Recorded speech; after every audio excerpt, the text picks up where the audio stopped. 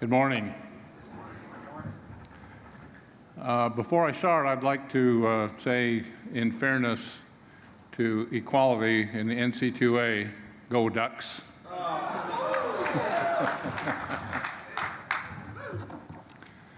My name is not Bob Dunn. Last Thursday, Bob was diagnosed with type A influenza, and his doctor gave him some choices. He could either spend the next 7 days in bed, or he could go to the hospital. And in fact, if his symptoms got any worse, he would go to the hospital anyway. Speaking at this event was not one of his choices. So he apologizes for not being here. He believes strongly in safety. He believes strongly in the goals of impact, and he would have very much enjoyed speaking to you today.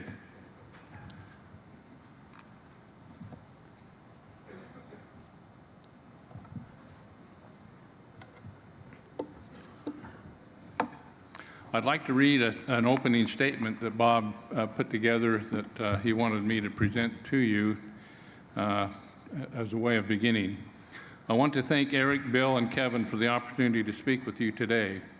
Safety, more specifically working safely and making sure all of our employees are doing so, is the most important job we have to do each and every day.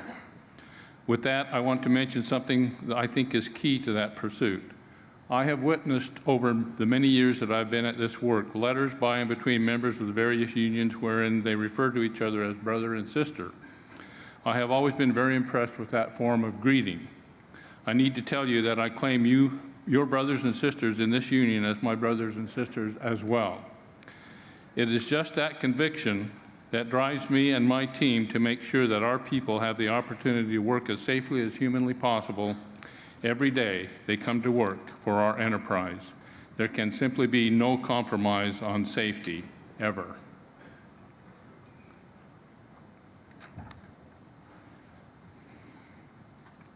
We have been asked to present some ideas that have proved useful to us in trying to reach the goal you see on the screen of,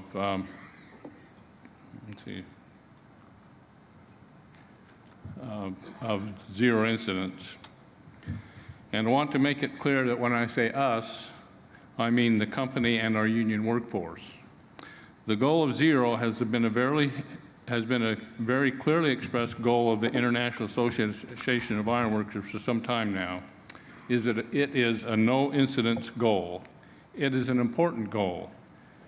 It provides the backbone for, as Bob said, giving our people the opportunity to work as safely as humanly possible. But there's another important reason also. Working safely and developing a safety culture differentiates us as an organization from competing entities who may not share this culture. I'd like you to look at the sentence that appears at the bottom of these slides that you see at the front. The mission is to work directly or indirectly to put contractors and iron workers to work. In the context I am speaking about, I'm talking about union contractors and union iron workers. Within the last 2 years, we have been asked to propose on 3 different projects based mostly on our excellent safety record.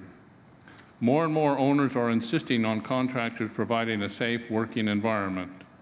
You still have to win the work, but at least you will get to the table and maybe eliminate others from participating if they cannot meet safety expectations.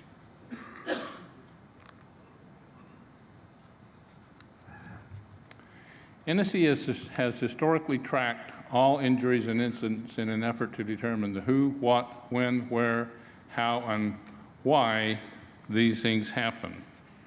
The question is, what do you do with all of this information? About 3 years ago, we developed a program to help answer this question. We call it SAFE. SAFE stands for Safety Analytics for Evaluation. You can't manage what you don't measure.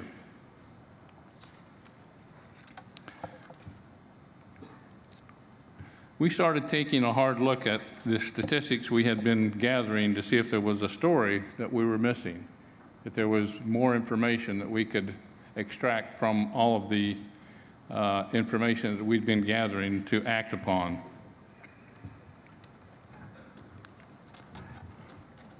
We looked at incident totals by type over the course of a year.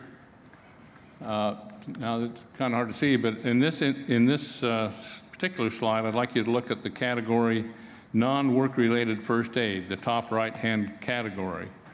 You'll see that in several months it was the highest category. This sparked another idea called Sawhorse that I'll share with you in a few moments. We looked at incident totals by craft. And if you notice, it looks like the Boilermakers have got a little work to do there. And day of the week. We've always had our own set of preconceived notions, thinking that incidents happen on Mondays. This was our historical reasoning and basis for having toolbox talks on Mondays. What we found out was that we needed to have toolbox talks on more than just Mondays. In fact, we actually went to 3 toolbox talks a week, stepping up the constant visibility of safety. And as you can see from the graphic, it had an improving effect on the incident trend line.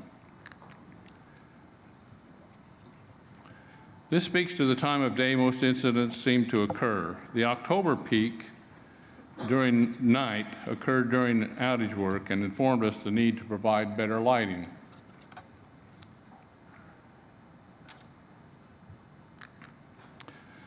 Not all of the analysis proved useful.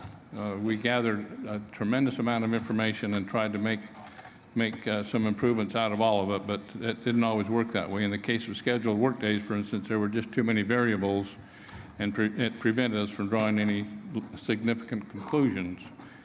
We looked at work locations,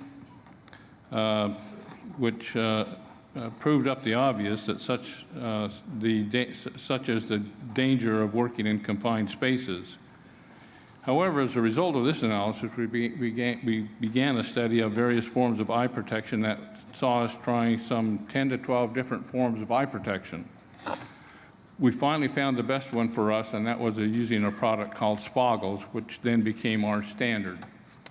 Let me just give you a little bit of background in what we tried to accomplish here. We spent a considerable amount of information time gathering information.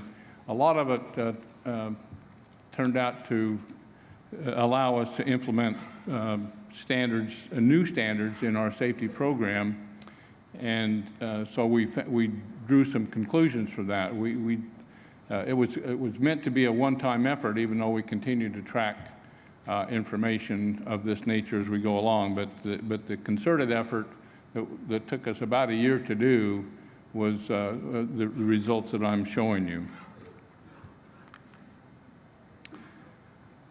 An analysis of this chart incidents by type showed that almost 85% of the incidents were related to foreign bodies in the eye, sprains and strains, and also scrapes, abrasions, and contusions.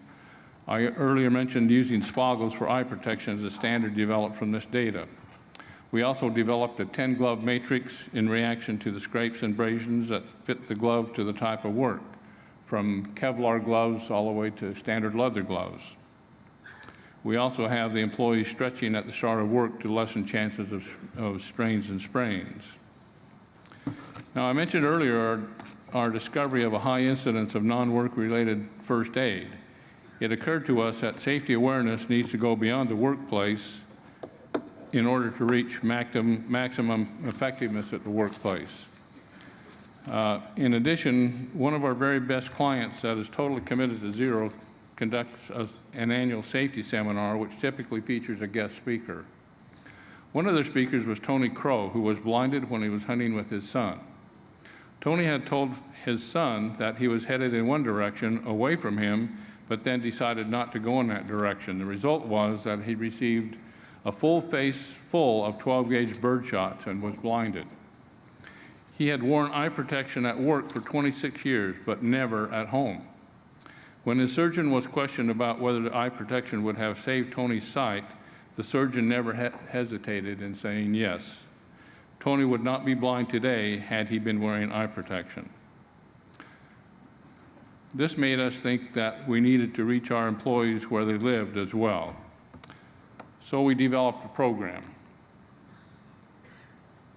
called Sawhorse, Safety at Work, Home, Office, Recreation, Safety Everywhere.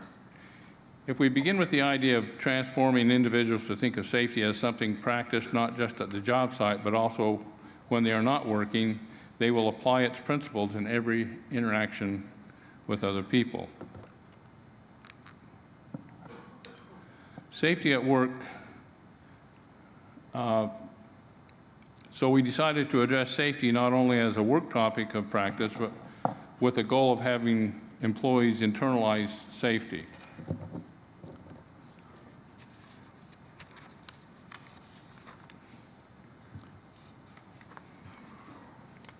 So we began to develop a safety note, a safety message that we would include in employees' paychecks. And once a month, we include a note with the paychecks that go out to all of our employees that has a message regarding safety away from the workplace. Some of the ideas that we have developed that we share with our employees include ideas about travel, ideas about seatbelt use and proper cruise control, spacing, vehicle maintenance, general ideas about when you're operating a vehicle. Distracted driving, texting while driving, ideas that are important reminders of how we should conduct our lives. Even to the point of talking about gift selections for children around Christmas.